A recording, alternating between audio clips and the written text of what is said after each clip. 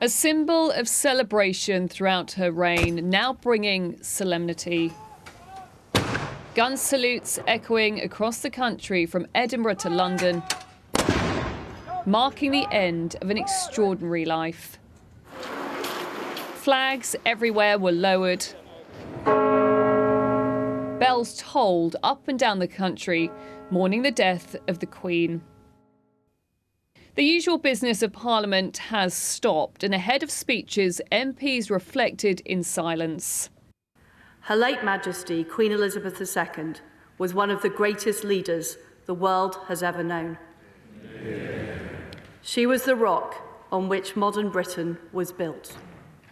The United Kingdom is the great country it is today because of her. The Commonwealth is the family of nations it is today because of her. The Prime Minister's first audience with the King happening in the same week his mother appointed her. On mourning her death, we have looked back, remembering a glamorous young Queen who would become for so many the nation's grandmother. And so something very special has gone. People joining a collective sense of loss. Hundreds queuing in the hope of getting a seat at a special ceremony at St Paul's.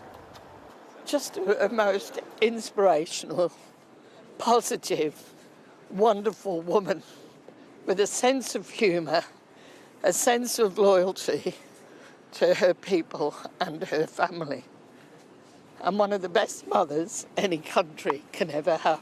I will certainly never know another female monarch, and she probably won't either. And that was a strange thing to think about, especially being a little girl. You know, she was such a, a strong constant for all of these years. And, and that's gone, and that's sad, whether you support the monarchy or not.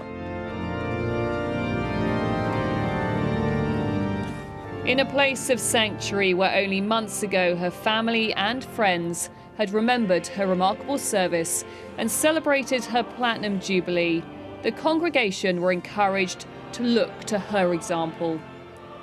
As we mourn her loss, give thanks for her life, and reorientate ourselves as individuals and a nation to life without Her Majesty, may her words remind us of the power and strength to be found in coming together.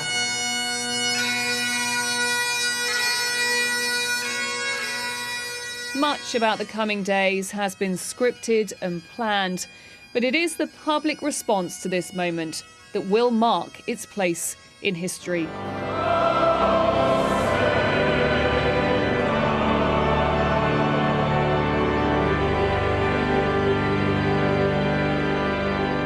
Rhiannon Mills, Sky News, at Buckingham Palace.